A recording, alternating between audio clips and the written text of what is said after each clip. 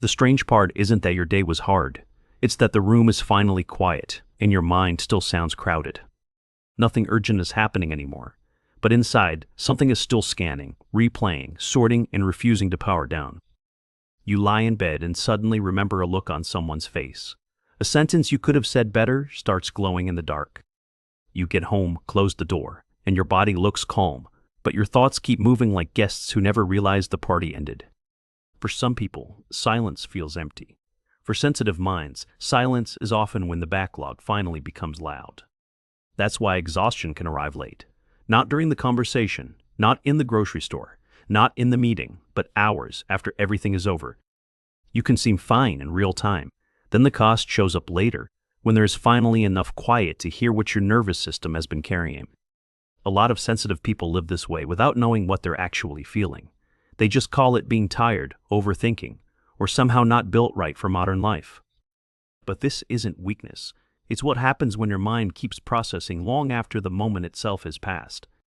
You notice tone, pace, pauses, tension, faces, shifts in energy.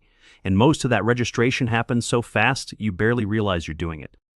By the end of an ordinary day, you may have taken in more than other people ever consciously notice.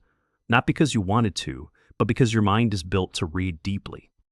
That depth sounds beautiful from the outside. Inside, it can feel like carrying 10 open tabs in your chest. You walk into a room and instantly sense who is irritated. You hear the joke, but you also hear the strain underneath it. You answer the text, finish the task, smile at the cashier. Meanwhile, another part of you is quietly tracking everything else. This is one reason sensitive people get tired in ways that don't look dramatic. The fatigue is real, but the workload was mostly invisible. It's awareness load, not just doing life, but constantly absorbing the atmosphere around doing life. And awareness doesn't clock out just because the day ends.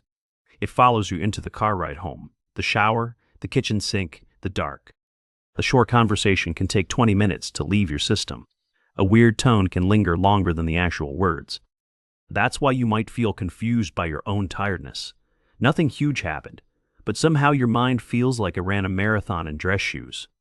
Sensitive people often don't crash in the moment because they're so good at staying composed. They keep functioning while their system quietly postpones the bill. You can be warm, present, thoughtful, and easy to talk to. Then later, alone, you realize every interaction is still echoing in you. And it isn't only emotional, it's sensory too, which makes the whole thing harder to explain. Noise that others forget in seconds can keep vibrating in you. Bright lights, overlapping voices, traffic, music in stores, screens, notifications, all of it leaves a trace.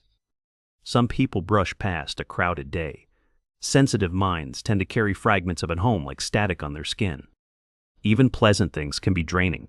A fun dinner, a good conversation, a beautiful event can still leave your system overstimulated.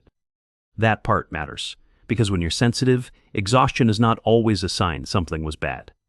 Sometimes it was meaningful. Sometimes it was lovely, and still too much for one nervous system to metabolize quickly.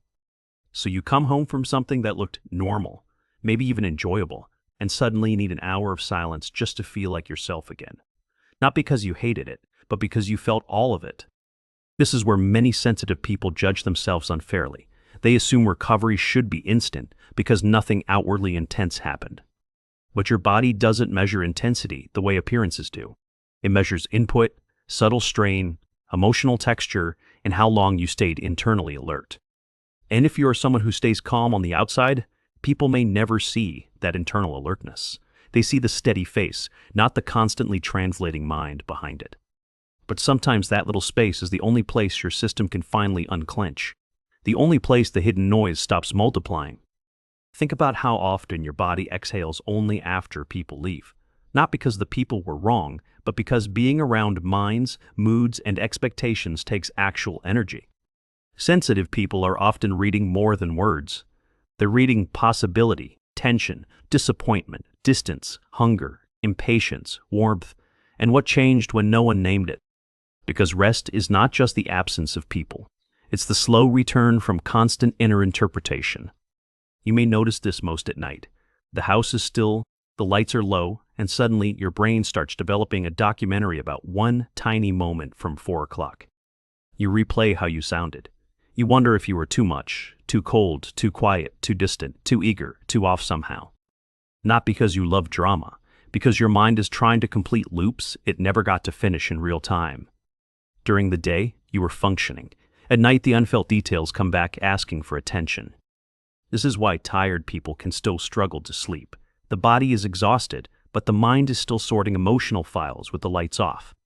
And the more thoughtful you are, the more convincing those late-night thoughts can sound. They don't feel like noise at first. They feel like necessary review. So you keep going. One conversation becomes 5 meanings, 3 possibilities, and a quiet case against yourself. Then morning comes, and somehow you already feel behind. Not because the day started badly, but because your system never fully came down overnight. That's a hidden kind of depletion. You wake up still carrying yesterday's unfinished residue. For sensitive people, recovery is often slower than outsiders expect. It's not laziness, and it's not poor character. It's what happens when your mind doesn't simply experience life. It also keeps integrating it. Some people move through moments and let them pass. Sensitive minds often absorb first, understand later. That delay changes everything. It means the emotional impact of a moment may not arrive until the moment is already gone. You might laugh with everyone at dinner, drive home fine, then feel weirdly heavy while brushing your teeth.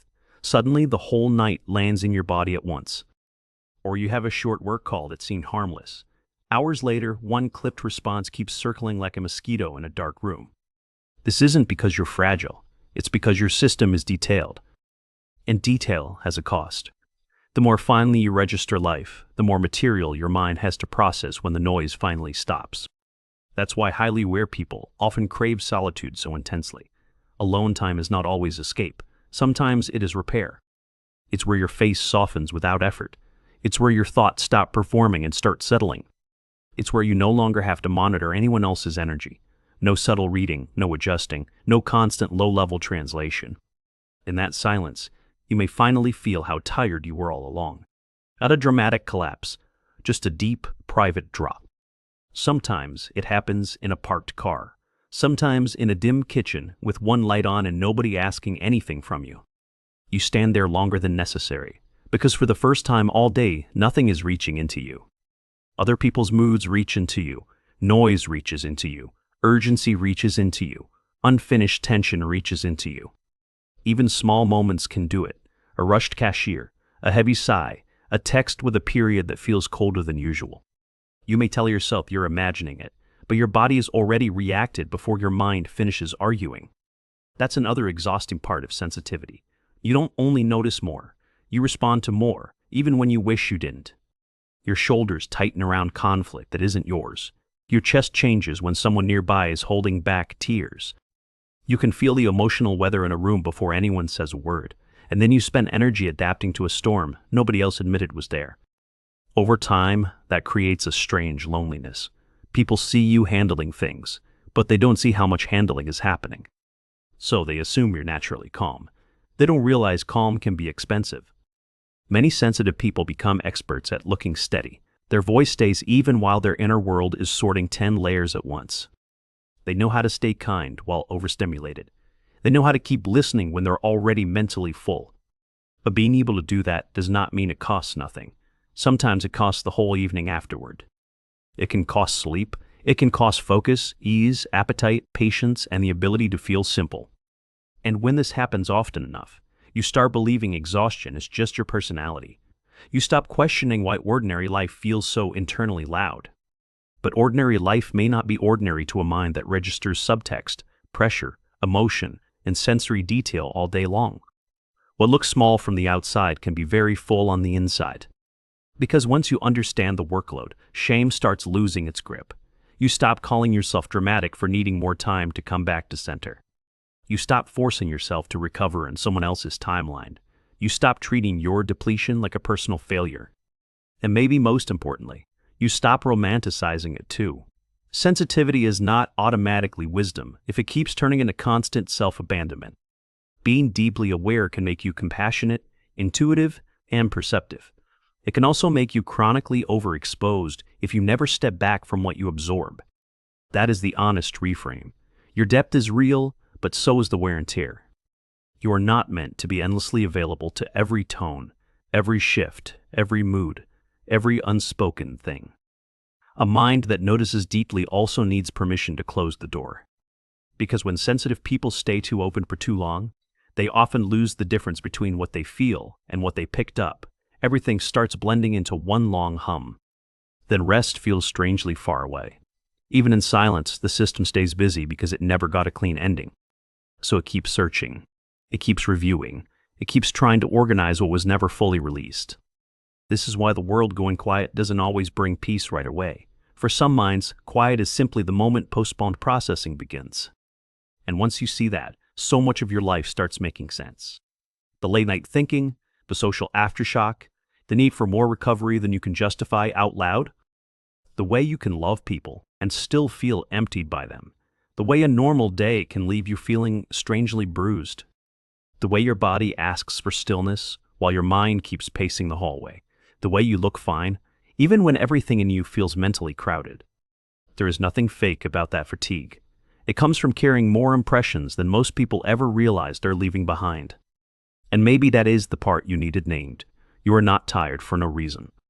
You are tired because your mind keeps listening after the sound ends, because your system keeps feeling after the moment moves on, because you do not just live through the day, you continue meeting it long after everyone else has called it over. So if the quiet hours make you feel more active instead of less, that does not mean you are broken. It may simply mean your inner world is still arriving from everywhere you had to be. And if rest takes longer for you, let that be information instead of evidence against yourself. Some minds are not weak. They are just still carrying the room. Maybe that is why you've been so tired for so long. Not because you were doing life wrong, but because you were feeling more of it than anyone could see. You were holding the noise that never made a sound. You were processing the weight that never looked heavy. And when the world finally goes quiet, your mind is often the last thing still awake. Not because it wants to torture you, but because it has been protecting, reading, and carrying all day. That mind does not need more shame. It needs more understanding. Because the truth is simple and hard to notice. Some people get tired from what they do, and some get tired from how deeply they receive. If you are the second kind, your exhaustion may be quiet, delayed, and invisible, but it is still real, and it has been real the whole time. So tonight, when the room is dark and your thoughts are still moving, remember this. Your mind is not failing to rest. It is revealing how much it has been holding. And maybe the most healing thing you can know is this. You were never too much for being deeply affected by a loud world. You were a sensitive mind trying to come home to itself after carrying more than anyone could see. That is not weakness. That is the hidden weight of being awake inside.